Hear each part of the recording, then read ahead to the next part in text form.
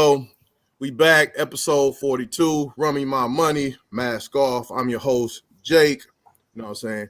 Right below me is my homie, the my right-hand man, the guard, the just the homie. The homie. Big Tone, what up though? I'm the motherfucking god. Y'all. Holla at your boy. It's Big Tone. Run me that money, baby. Holla at ya. I'm the god. Right. Motherfucking god. E40. Yeah. Right next to the homie Big Tone is, super talented, the you know what I'm saying, just the hustler, the dude, just keep a roll. He just always on the grind, the young bull. Malachi, what up though? What's good, people? What's good? Happy Black History Month. We in the building. And to celebrate Black History Month, I want to celebrate myself. This sounds a little boastful, but it is what it is. These are facts I'm talking.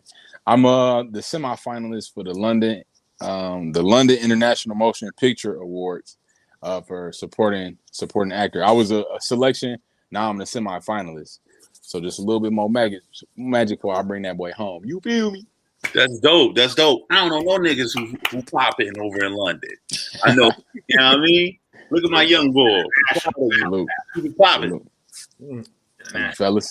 Congratulations, Malachi. Thank you. Gotta keep my fingers crossed for you, brother. Right above the homie Malachi is the man of the ones and twos, a producer, El Presidente. Dan, what up, though? Yeah. Hey, y'all. I turned the big 3-0 today. Thank you for showing me love and all that. Thank you. Hey. Yeah. Shout out.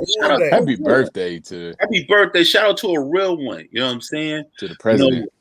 Things come in mysterious packages. You know what I'm saying? It's the second month on the 5th day of the year. You know what I'm saying? Yeah. I don't know how much sense that made, but I tried to make it philosophical. Yeah. I tried to make that shit philosophical, especially with my black background and my fucking head look like it's floating. Right. It's philosophical. Emerge from the murky waters. Appreciate it. Happy birthday, Dan. Thank To you. the president. My brother. We love you, bro. Yeah, we love you, man. Thank you. Wish you much more health and success, my brother. Absolutely. Thank you. Health, success, and wisdom. I love that Dr. Spock fucking shirt, too. Keep it popping. Right. You know what I'm saying? Real suave right there, my man. Yeah, much health and wisdom to you, brother. But speaking of wisdom, let's move right to the motivational minute with Malachi. What up, though? What's good, y'all? With this being Black History Month, we want to try to stick it to fighting the power.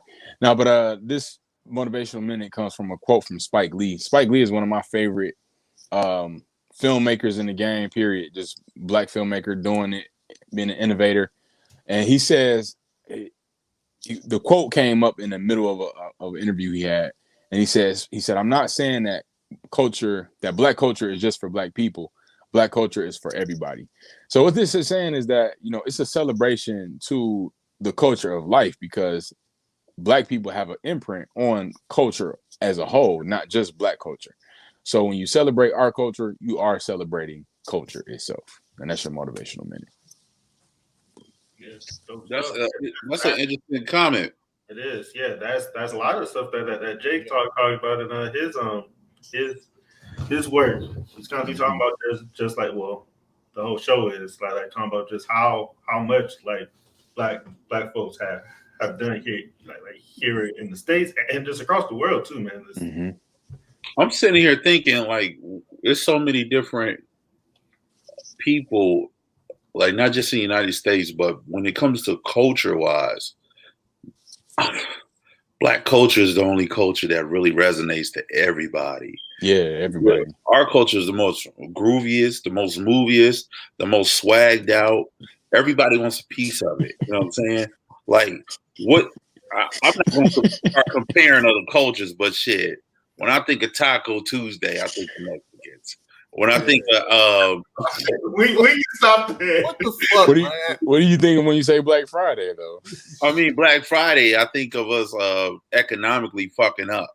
That's how I think of it. Let's be real. You know what I mean? You know He said the grooviest. You know what I'm saying? But I mean, I'm being out. We got a lot of swag, man. Everybody wants to be us, but don't want to walk in our shoes. Mm-hmm. You know what I'm saying? So when he say cultures for everybody, our shit is on motherfucking always lease. They always lease in our culture, but they never give us nothing in return, man. Right. Our shit is always getting gang raped. You know what I mean? Everybody want to be black till it's time to be black. All day, baby. All day long. Thank you for that, Malachi. Always dropping the infinite jewels. No. Keep it going. I want to point out that I thought it was funny as hell that Tony said we have the grooviest culture. Yeah, that was hilarious to me too. Groovy. We're the grooviest. The movie and the groovy, baby. Mm-hmm. Like it's 76 in this bitch. I don't know. Right. But anyway, let's keep moving. Damn. Let's keep it moving to my segment, which is for the culture. And this week, for the culture, y'all know I like talking about black businesses, and I want to talk about this game that I played during Christmas. My sister bought this game, and it's called Culture Tags. Me, my mom, my sister, we played it over the holidays. It's fun as fuck.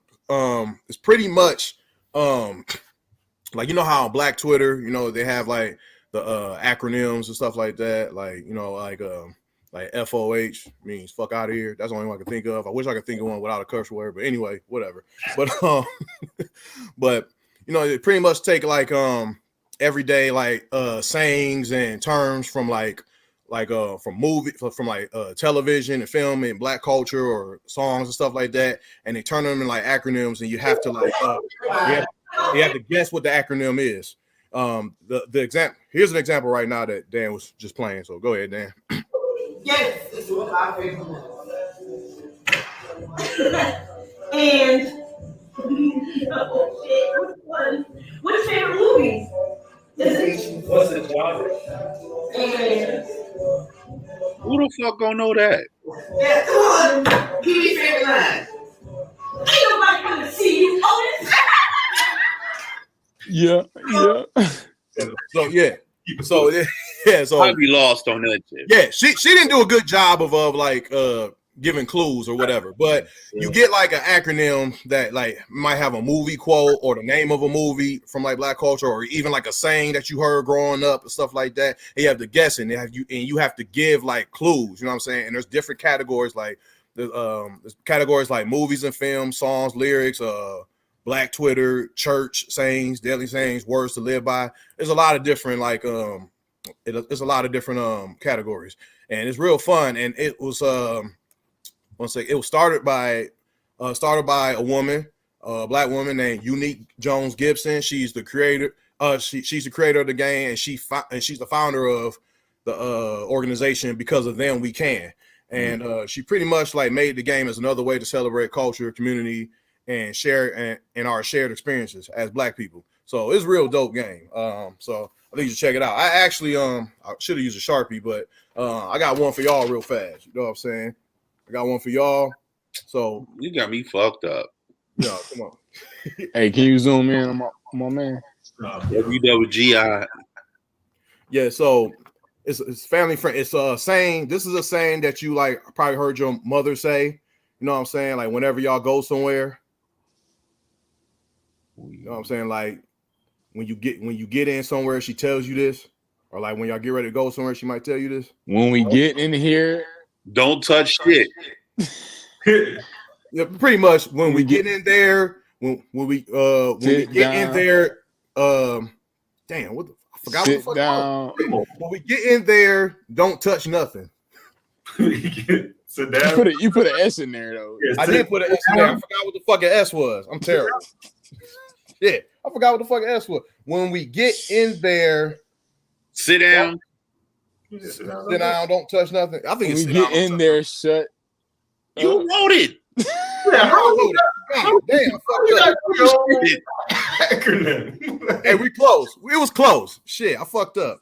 I Would you forgot the get name in there and sit down? Let's leave the words to the real game makers here. Let's leave it to the culture tag. That was the action. I'm laughing even harder of where I know when I know you did that. Oh yeah. All right. That's why you needed 5 minutes. Huh? Oh shit, they sell this at Target. That's not bad. Oh yeah, no, that's a great spot. Afro Tech, Black Enterprise. That's what's up, man. That's what's up. Yo, to be honest with you, man, it's a good idea. Even though I don't think I'm gonna have to comprehend none of this shit. I'm gonna be like, what? What is that? WF? Oh, hell no. That's a good price too. $25. Yeah, that's not bad at all, man. And it's for the culture. For the culture. That's what's up, man. I'm proud of you on this one, Jake. I mean, I'm proud of you on each one you bring us. You know what I'm saying? But this is a real good one, man. And you don't have to go nowhere. You can go to Target. You know what I'm saying? Target is real around the corner-ish. You know what I'm saying? Fuck, it's that. Now I just figured it out. When we get in the store, don't touch nothing. Damn. Okay. When we get in the store, don't touch. I can't believe my brain. I still feel like you got the acronyms wrong. But you know what? What I like about what you just did, though, you came back to it. You know what I'm saying? Because me personally, if I can't get it the first time, it will eat me the fuck up till I finally get it. Mm-hmm. But I like that, bro. You came back to it. Yeah, good for the culture, Jake. Good job, man. Appreciate it, guys. So that means fuck y'all. Oh man. He said, what would Jesus do? But let's wade in the water twice on them. It's like what this say? Masking all wait. Social connection with a K. All right, let's stop playing. You could have wrote the words down on the back of the sheet of paper. Yeah, I could have did that.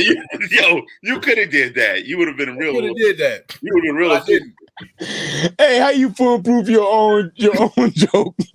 Like, man, I can't crack this code. It's like it's something your mama say. Dang, he guessing himself. Hey. What my mama say to me?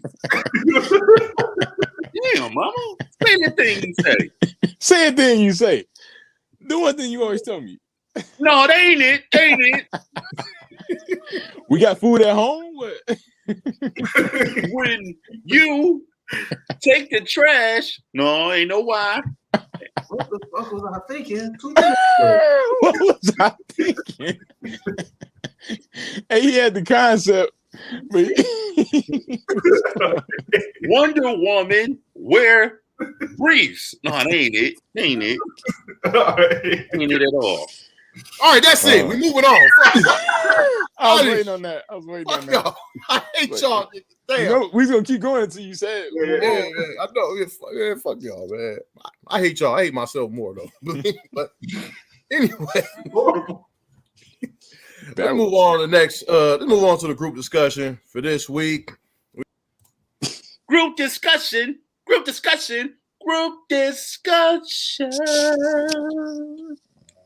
No. Thank you. Tighten up. I don't know about that one. You know what? Just because you got a little funky ass award popping, don't try to come at my neck on my group discussion. That was been in history in the making right there. You know what I'm saying? Shout out to anybody who could make group discussion hype as I do. Go ahead. I'm out.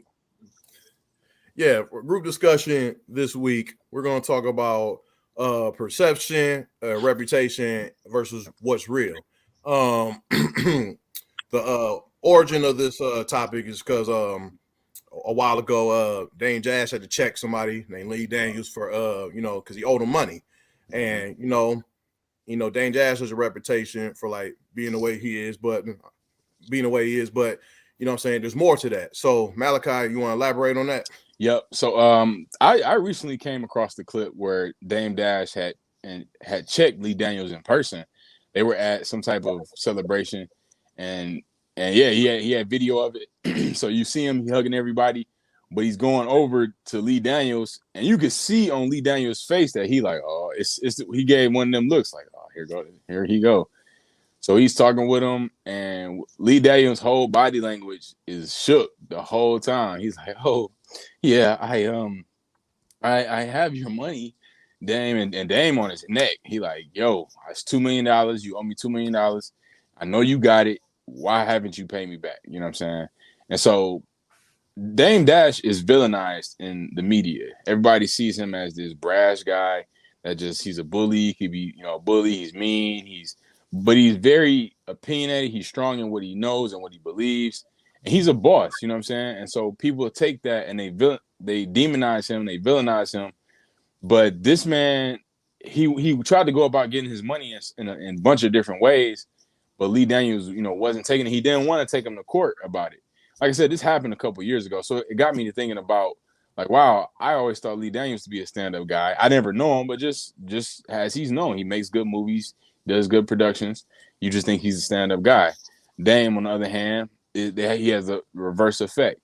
So, it got me thinking, like, wow, people don't really know this dirt until they really, really know it. And to take a step even further, Wendy Williams just came out with a movie, a Lifetime movie that she produced.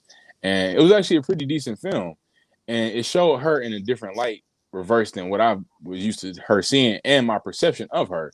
Because I didn't really take a liking to Wendy Williams.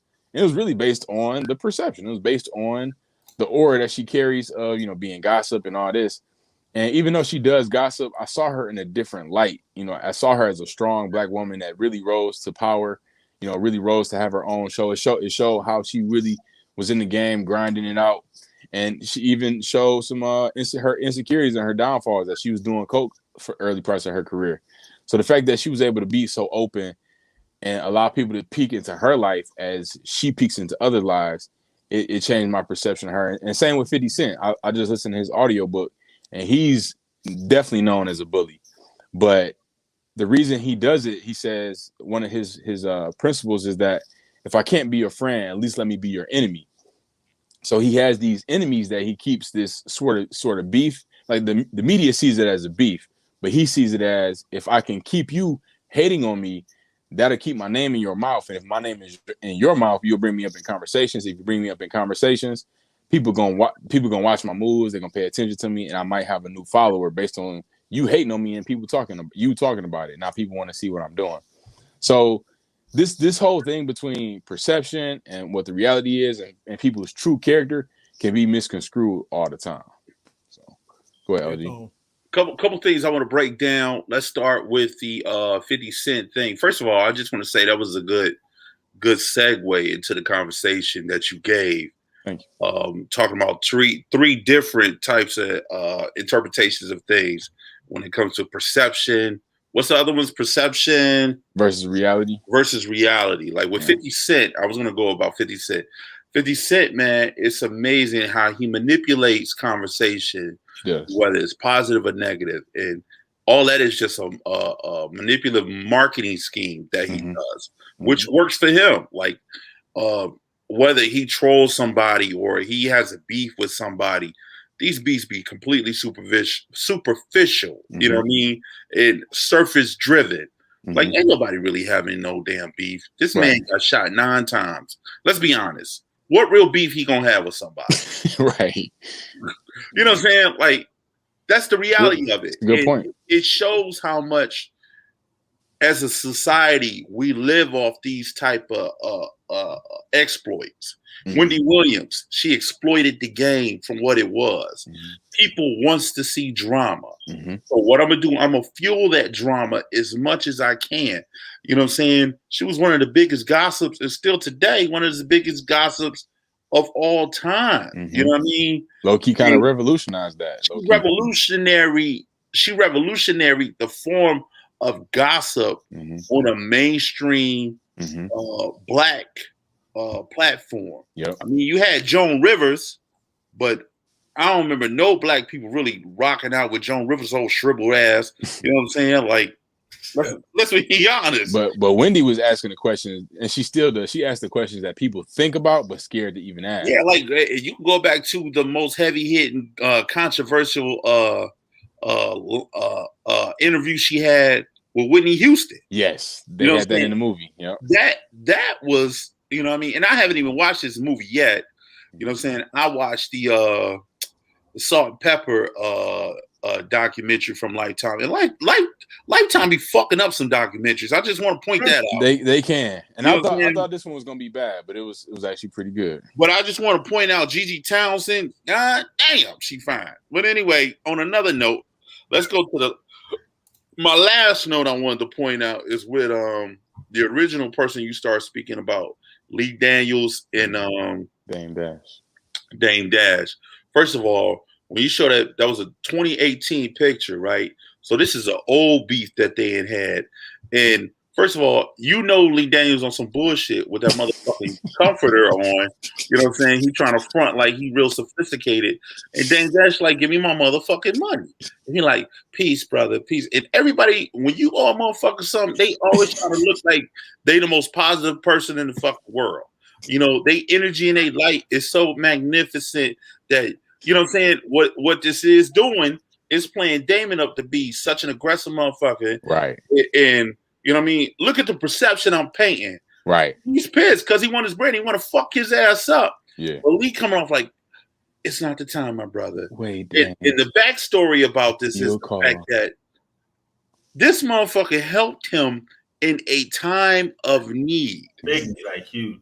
You know what I'm saying? Lee Daniels was on his fucking ass, and he take that position like, peace, my brother. I just, whatever energy you bring in, I just don't want to do that. Not today. I'll give you a call. If Dame Dash would have knocked him the fuck out, he would have been in a whole different another light. You know what I'm saying? So I really appreciate the fact that he was able to step to him and let him know how he felt, like a man, and walk away without fucking him up. You know, because that's a problem that we tend to have too. If you owe me something, I feel like I've been wrong, I'm gonna take it another notch so you remember me and fuck you up. And then you end up in jail, or let alone you end up in a court owing that nigga money. Right. That's why it's best to just go straight to the court. Just, because once you handle it physically, you make the playing field even instead of keeping the leverage. You know what I'm saying? And I watch a lot of Judge Mathis too, and he be fair. Mm-hmm. Don't be the Judge Mathis. Go ahead, Jay. Just go home. He calls everybody a crackhead. That's all he does. He say, yo, Wade, you got some crackhead shit going on. Greg Mathis does not even listen to the case. He just gets one side, then he goes, "Yep, that's right. Oh, that's complete truth." Judgment for the plaintiff. Right? Yeah, man. Now you shut up, man. I know a crackhead when I see one. He will cut that shit. I know a crackhead when I see one. I'm from Detroit. He say I'm from Detroit every. He like, this is some crackhead behavior you're displaying. You right. You were a crackhead, man. Hey, y'all know comedian Mike Larry. Mike Larry. Yeah. Yup. He does the shout out to Mike Larry. He was on Larry do awesome Judge Mathis. Yeah, he just posted something pertaining to this, Jake. You said what? You was about to say something pertaining to this? Yeah, I was. Went on the Judge Mathis tangent. I'm sorry. But but I was saying, like, so is there like any situations, like, I guess, like in like real life, when you that dealt with someone that that had, what I'm saying, like they had, like, you thought they were like, they were just an asshole, or they're just terrible person, but you got to know that person, and you actually, oh, that's the reason. That's the reason they're the way they are. So, have y'all had those situations? Dan, go ahead. Yeah. So for me, I haven't had that a lot where like the person is like known as a bad guy, but then like once you start to talk to him more, it's like, cool. Well, yeah, just like a situation. On the flip side, I've had a lot of times. Oh man, I'm starting to think about it now. Like where folks got a good rep. They like when like you talk to more like when like you talk to their network about them, they say, "Oh yeah, man, that's a good one right there." Then like you talk to them and they on some bullshit. like they make this big front of like how they're constantly trying to help. They're constantly trying to like reach back and try to build up the like culture, like the youth and all that. But then like once you start to talk to them, none of that is happening, and like that just completely just shows you just as like some folks just kind of live off of their name, one, and two, there's a lot of folks out here kind of like use that good name to hide some fucked up shit that they do too. Like that's a lot of that is what a lot of the Me Too was like folks that had a good name and they used that name to do a lot of fucked up shit. I think that this is just goes into just culture in general, like the whole just like the whole perception. Like I feel like people in society, we just want to we don't want to see like the reality. We just in love with the perception so much that we don't want to see the reality. The reality's gonna like break our hearts and shit like that. Just like what Dan was saying with like the Me Too stuff, like all that shit. Like a lot of those guys are terrible people and like terrible people that we loved, but we had to like realize that they ain't shit. They terrible. They're awful people, and a lot of people are like that, and we just don't want to see. We won't want to see the reality, and it's just in everything, and like we just America, our culture, it just sells like a perception or sells like fantasies to people, but it's not real. And we don't want to look through it, even though we know what we're gonna see when we look through it, but we just don't want to accept it. Right. That's a dope thing to say too, because you look at hip hop. Hip hop is a classic case of selling an image that you do not have. Yes. You know what I'm saying? You a gangster, but really your name is fucking Philip Dawson, and you stay in your mom's basement. You know what I'm saying? But on wax, you MC super fucking granite, hold a nigga down, gangster. You know what I'm saying? You all these gangster ass names. Never held a gun in your life, never sold dope in your life, but you rap about it, you talk about it, and then say it's art. You know what I'm saying? Fuck out of here. Mm-hmm. You know what I'm saying? Art perpetuates the lifestyle in which you do not live. That's a fake representation of who you are. Yeah, good point. And with the book that 50 Cent had that I listened to, it's an 8-hour audio book. I listened to the whole thing. It's Work Harder, Hustle Smarter.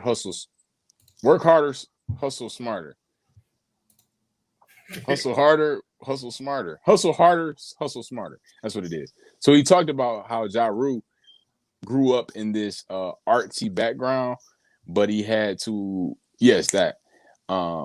but like him, Tekashi 6ix9ine, and it was Prodigy. Prodigy grew up in the artsy background, but he became this figure, and Tupac. He also mentioned Tupac a lot. Mm-hmm. How they grew up in these artsy environments, but then they turned into rap, and then became gangsters because they thought they needed to, and that perpetuated real gangsters paying attention to you. Now you getting touched by real gangsters because they think you moving like they moving, just like Tekashi.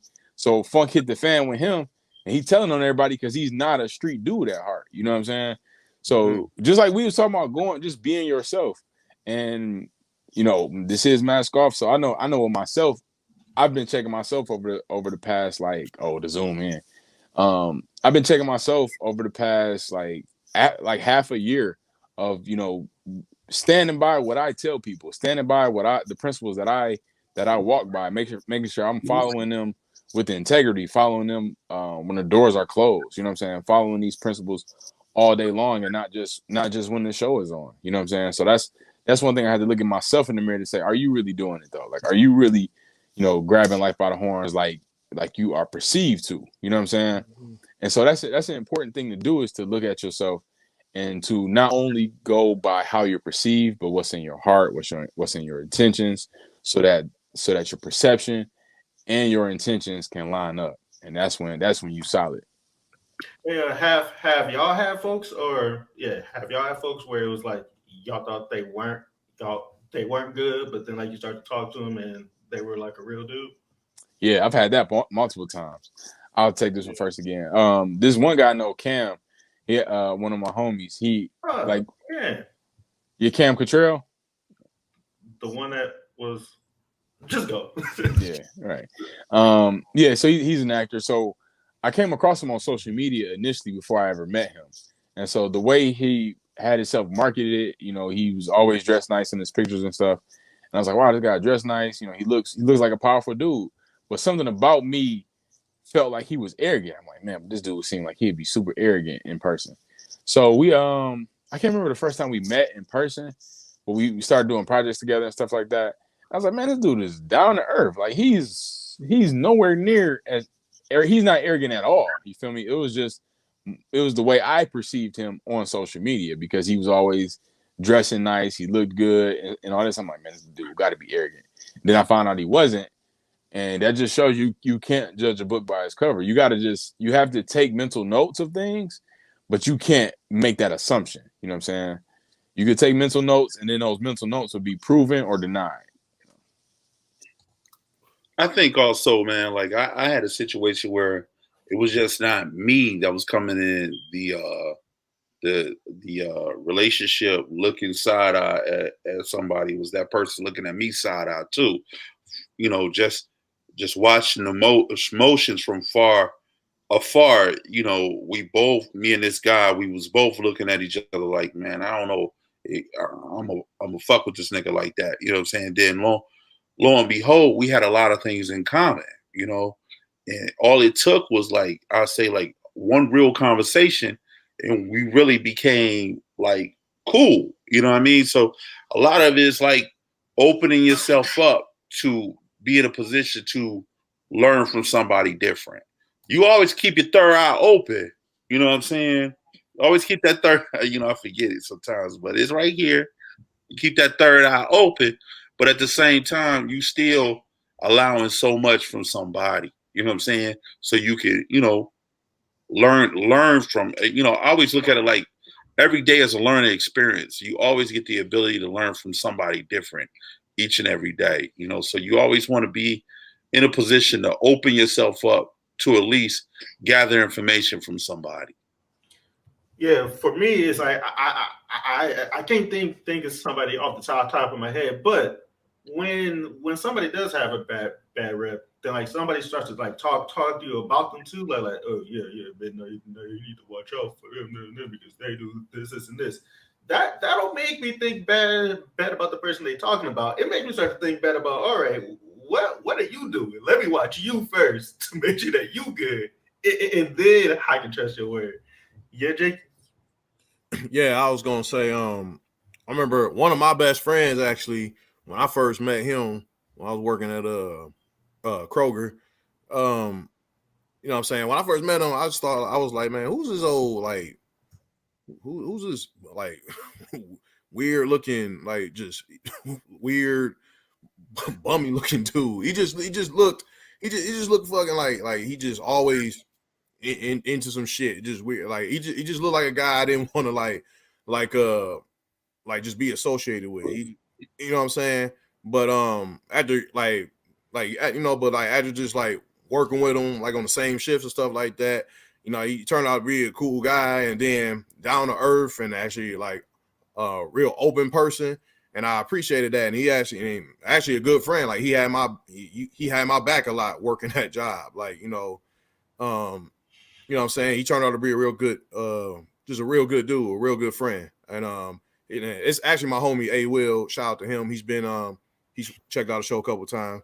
But yeah, but he know himself, like himself. He be saying like, yeah, every time people look at me, they think like I'm some type of like niggas gonna steal from him, or I'm just a nigga they don't trust or whatever. Everybody say that about me or whatever. And I was like, yeah, I thought that about your ass too, but you turn out to be a real good dude. So yeah, that's why you came. All right, so let's make this quick. But what do y'all think about that? All right, when a person knows that, do you think that they should try to change that, or just keep on? I live my life. I don't really give a fuck about what nobody think about me. Mm-hmm. You know what I'm saying? And I just recently had this conversation with a family member. Will people think? I say, bro, if I base my life about what somebody think about me every day, you know what I'm saying, I would be fucking crazy. You know what I'm saying? Like, it's gonna be people that's gonna like you, and it's gonna be people that's not gonna like you. And it's not up to me to change their perception of me because they don't know me. All you have is a perception. You know what I'm saying? And I look at it like this. I fucks with who I fucks with. You know what I'm saying? Mm-hmm. I'm close to who I'm close with. They accept me and they appreciate me for who I am, all the qualities that I have. Those are the qualities they love about me. I don't feel like I need to change anything for nobody else. So for you to do that, that means you stepping out of who you are to appease somebody else. And that never be the kid, bro. You gotta be fucked up. Oh, this guy. Oh, here we go. Oh, man. Some of your Making eyes. sure I'm looking at y'all with my right eye. How's it going? Hey, conspiracy brother. How's it going, brother? How y'all doing today, Brother Dan? You see, Brother Dan, you one of my favorites, Brother Dan. And happy birthday to you, Brother Dan. Thank you. Man, I had to force it out of these things at the start of this show. I know. Conspiracy brother. Because they got a problem with celebration. What's wrong with these brothers? Thank you, conspiracy brother. So, as y'all know, I'm new and improved. Same old conspiracy. Just How are you improved? How are you improved? Because it's the same conspiracy, just internalized into my eyes. I don't tell no lies. So I want to talk to y'all about how it's come to my attention that my reputation might be a little misconstrued. Slightly. I feel like people, they be in the comment section, they be in the grocery stores, they be wherever I be. They look at me like I'm not a conspiracy. They look at me like I'm crazy. When crazy is a perception. They perceive me to be crazy, but if they only knew the things I had going on in my mind, is this spoken word? They would know that I just see things differently. So I'm not crazy. I just can see more than you can. Don't you understand? Dan, you eating this bullshit up? Like, what the fuck? Are you serious? He's spitting facts. What y'all talking about? No, Yeah, this nigga off his meds, bro. Like, see, really. just right here is a fine example of perception's inception. Thank you. See, Dan has his eyes open to receive the words that are coming out of my mouth. But you guys, on the other hand, y'all perceive me to be crazy when I just have this knowledge that moves so fast in my mind, I can't help but to twitch and spark my eyes open and have candles. But to you, it's strange and peculiar. But to me, it's the conspiracy. Yes, Tom. In the words of the great Judge Mathis, I know a crackhead when I see one. Yeah. Yeah. I know a crackhead when I see one. And that, my brother, is a fucking crackhead.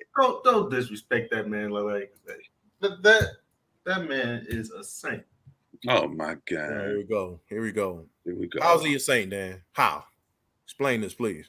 Because he got his real eyes to realize the truth. It makes sense to me. All right. Whatever, man. Look, now that bullshit's over, let's go to come on. Thank you, my brother. Crack is a hell of a job. Y'all love Dr. Maz, but as soon as he could comes on. Dr. Maz actually makes sense. He's doing things that's gonna better the community. He's shutting up these Karens. And he's actually doing it. And if he makes some money doing it with our help, whatever. I'm down for that. This brother is lost on 6 Mile and McNichols. The same fucking street, bro. Yeah, he got you saying this shit, Tone. What the fuck? I'm saying he lost there. Yeah. He's lost. He don't know what reality and he don't know what reality is, man. I can't fuck with him, bro. Yeah. Yeah, man. I can't. Yeah, Dan, I don't know. You tweaking. I don't know why you drinking the Kool-Aid on this shit, bro. Let's move on. Yeah, I'm trying to do that. Let's move on to the quick hits for this week. First quick hit we're gonna talk about is Kyle Rittenhouse on the run. This motherfucker jumped his bail. Yeah, and pretty much, attorneys saying that that they don't know where Kyle Rittenhouse is at. They have no idea, and they're seeking an arrest warrant. And my take on this is like, why did he have a bond? Like, why did he have a bit? Like, he should have been like locked up, and that was it. Like, you know what I'm saying? Why did he have a chance to like post bond as post bail? Like, it's obviously something wrong with this kid. The 17-year-old shooting two like protesters. Like, what kind of shit is that? Like, it's like, I don't know, man. Go ahead, Tom. Well, I mean, I watched this case develop from the gate, and number one, let's say from the jump, with his age being what it was, they had a curfew. He should have never been there. He should have never been allowed to be nowhere near the nightlife, and it's unfortunate that he was in a position to acting as an adult. The things he did that night was adult decisions, and he was not in the right mind frame to do so. When he first was put in a position as an adult, he shot this guy, which, by the way, the guy was trying to attack him. So it's a big self-defense case that this kid can have, whether he carrying an AR-15 or not. Both cases, these guys ran up on him. But you got to look at the reality is he should have never been there as an underage teen. The fact that he was able to get away with everything he was able to get away that night, based on his fucking skin color, I'm going to say that, based on his skin color, is another problem. Mm-hmm. Like you said, he should have never been allowed to get out and post bail. But white supremacy plays his game. Go ahead, Jake. Yeah, like he could have a self-defense case, but he was looking for trouble, man. Like, you got a fucking AR-15 or some type of like heavy artillery gun, bring that to a protest, you looking for trouble, man. Yeah, I just think he also crossed state lines with those guns too. So yes, there's still things to charge him with, but yeah. It's still things to charge him with, but I don't know. I disagree with the looking for trouble part, because in all the pictures that they had, he posed as a person that was trying to give help, administer aid to people. The problem is he should have never fucking been there from the gate. That's the main issue. You know what I'm saying? And there was no police officers questioning his age. You know what I'm saying? Most encounters that the police officers that ran across with him, he was befriending the police. So the police was befriending him. You know what I mean? And it's unfortunate, whether it's a white or a black thing. But in this case, you clearly see what race plays a major factor in it. Yeah, if this was a 17-year-old Tyrone, it just would have been a different story, literally. Tyrone been locked up for the rest of his fucking life with no bail. No, for real. Period. If he didn't get shot the fuck up first. Yeah. Mm-hmm. Yes, if he left the scene alive, exactly. When he showed up with his hands up in front of the fucking tank, and he trying to tell him, look, I just shot a guy on the street, Tyrone would have been shot 50 fucking times right there. It wouldn't have been no questions asked. And the tank would have rolled over after that. Mm-hmm. They would have been trying to piece together the story after that. Plus two more things here too. One, like he paid that bill from like a GoFundMe, which is fucked up. And two, it was it was. So this says that he gave the court like that PO box, and he got that advice from like two cops too. So it's just the help and support that he gets as well, which is just, you just start to see how deep it goes, like how deep people want to support like something like this. But they can't find him because of the address he gave. They can find that, man. Come on, I don't want to hear that. Yeah, good point, okay. You know what, Dan? I just want you to say it. It shows how white supremacy will fall behind what other cause they have and support it. That's what that is. That's white supremacy. Yeah. You know what I mean? Period. It ain't about just support any cause. It's supporting, this is a young white man that needs us, who stood up for something and which we think was right. Whether he killed two white people, it was two white people that was opposed to Trump. And Trump was synonymous to what? White supremacy. That's what that is. Absolutely. Let's move to our second quick hit of the week. The Super Bowl this week. Malachi, I want to take this. Yeah, I'll take it. So not a huge NFL fan ever since the boycott of Kaepernick. But I do pay attention during playoffs a little bit, and I do watch the Super Bowl. I don't know if that counts in the boycott, but it's cool. I think Tom Brady, with him being on his way out and he's still at the top of his game, I think it's incredible. Patrick Mahomes is the young dog at the top of his game, coming off an MVP himself. This is gonna be his third Super Bowl appearance. He only been in the league for 3 years, I think, like something like that. So that's incredible itself. But I gotta go with Tom. He'll retire after this one and come out on top. Go ahead, Dan. Yeah.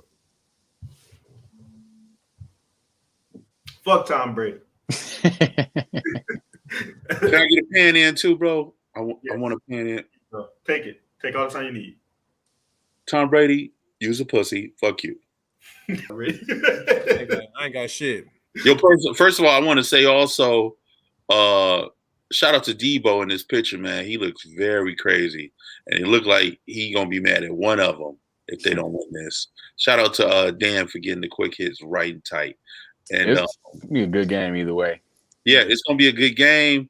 I just want to see Patrick Mahomes get another one, man. He the truth. Yeah, if he get two this early, it's gonna be scary. It's gonna be scary. Like Jordan. Yeah, exactly. Our next quick hit is courtside Karen mouthing off to LeBron, or Karen mouthing off to another. Think they can mouth off to anybody, even a powerful person. But that's how they get down. Tone, you want to take this one? I really didn't get much about this, and I just want to say, this shows you like the level of privilege. Privilege, man. Somebody can have. I paid my ticket. You shut up and dribble. You know what I mean? And I don't know if Malachi know more about it. You know what I'm saying? Yeah. I'm gonna shoot it to Malachi. So she's with an old guy. She's with an older gentleman. They're a couple. You know why she with him. And originally the trash talk began with the older guy, the older gentleman, and LeBron. But she takes it upon herself to take it to the next level. And that's when it blew out of proportion. That's when she's up and she's getting a little irate with it. And that's when it drew the attention that it drew. Before, the guy was talking and it was just that. But then, she took it to that next level. So, and LeBron was like, this is part of the game. LeBron said he don't think she should have got kicked out. It's a part of the sports, but there are certain boundaries. You can talk trash, but there's boundaries to it as well. So, and I feel like she just crossed the line a little bit. Yeah, just a little bit though. Two things here. One, they pulled up the man's like his gram and his and like his feed and everything, and apparently he has like season Hawks courtside like seats. And he just talked shit about LeBron for the last 10 years. Like he been doing it. So LeBron knows this guy too, which is just wild because he constantly did that.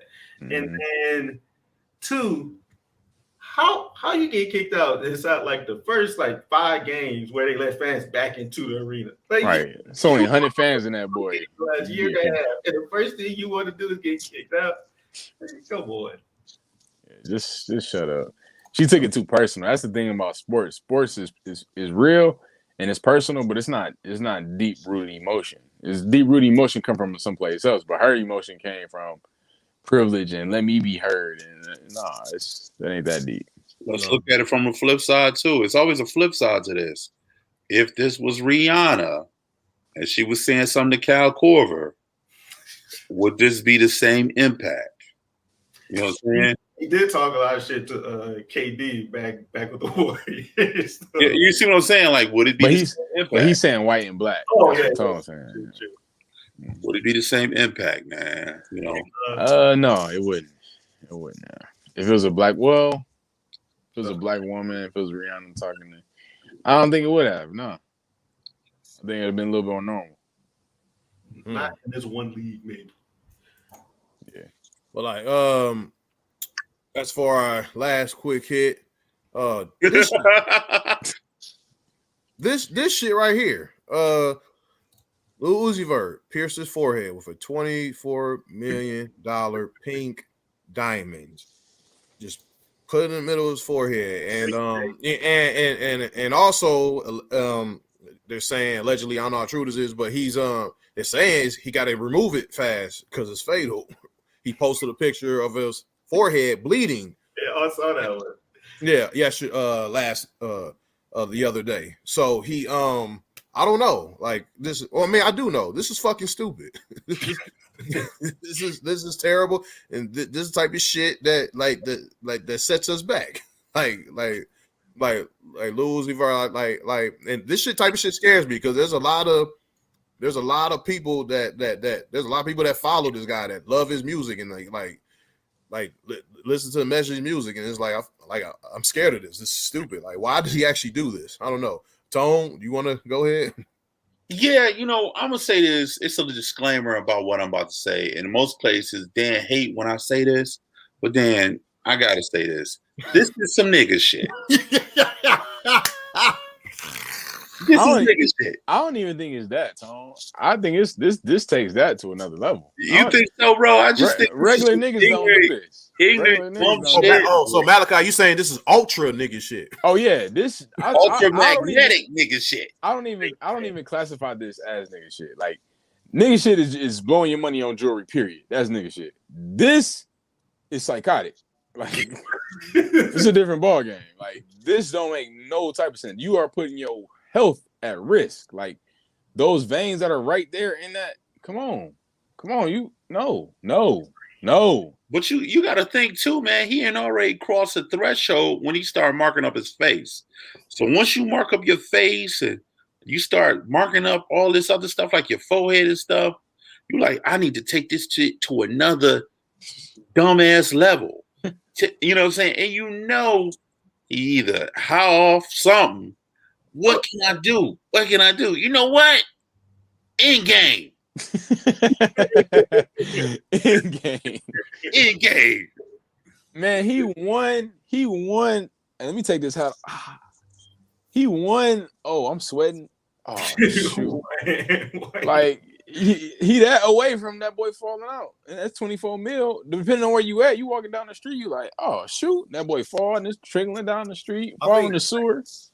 Why am I wet? No, that's blood. If they do like 10 days after Uzi Vert, he lived a long dumbass life. R.I.P. No. You know what I'm saying? And you know what? These be the ones that get really a lot of love too. R.I.P. to a real one. Uzi Vert, the diamond crusted pimp. Get out of here. This is yeah, man. Like, but the fun. I think the best thing that came out of this is all the Marvel fans roasting the fuck out of them. I think that's the best thing that's coming out of this. Makes me queasy, like just to look at that, John. Oh. Yeah, but this is Uzi Vert, you fucking up, bro. Like you gotta get the fuck out of here with that bullshit, bro. That was terrible. Like, why would you do that? That's like ice cream cone. What? No, that's not even on that level. I thought that was stupid. That's what I'm saying. He on a different level. That's beyond face tattoo. Like that's one thing. Face tattoo is some nigga stuff all by itself. But a diamond in you, you're gonna put a diamond in your body, on your forehead at that? Like you trying to make a third eye? Like, no. Ultra nigga shit. So that's the quick kiss for this. You ended on there. That's quick kiss for this week. We're gonna move right into our last segment, which is the gem of the week. And this is a nasty transition, yo. Yeah. Yeah, it is. We probably should have. We gotta work on this. We probably should have put that quick hit in the middle. Damn shame. Go ahead. Yeah, gem of the week. We want to highlight people in certain events in Black History this month. That is Black History Month. So the person we're gonna talk about is Claudette Colvin. She is known as she's a retired retired nurse and is a pioneer in the civil rights movement. She was actually arrested in Montgomery, Alabama on March 2nd, 1955 for refusing to give her seat to a white woman in a crowded segregated bus. And this happened 9 months before the widely publicized situation with Rosa Parks. So but She was 15. so yeah, she was 15 years old at the time, and that was kind of, and her being 15 years old, that's part of the reason why her situation wasn't publicized much, because a lot of black leaders, they wanted to keep that under, they kind of want to keep it under wraps because she was so young at the time, and plus at the time she was like impregnated by a married man, so they figured that if that would have got out or whatever, the media would have had a field day with that, and like it would have like destroyed her character. You know what I'm saying? Kind of going into like, you know, the perception reality theme of the show. But yeah, she's also a true pioneer in the civil rights movement, and Rosa Parks also gave her some props as well. Go ahead, Tone. Fuck it, I'm gonna say what I had to say too. And what I'm gonna say is, she didn't necessarily have the look of Rosa Parks too. So that was another thing about perception and imagery that they was doing. She was completely darker than Rosa Parks. You know what I'm saying? So they went with the perception and imagery of something completely different. You know what I mean? So that's what I wanted to say. Looks matter too when you got a movement. You know what I'm saying?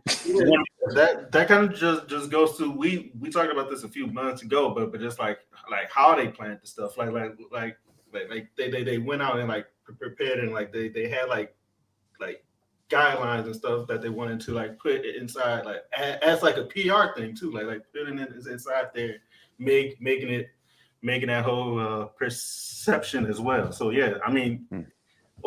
You can look at it as bad on one side, but it's smart as well to like get your goals across. Mm-hmm. So yeah, that's the gem of the week for this week. Salute to Claudette Colvin.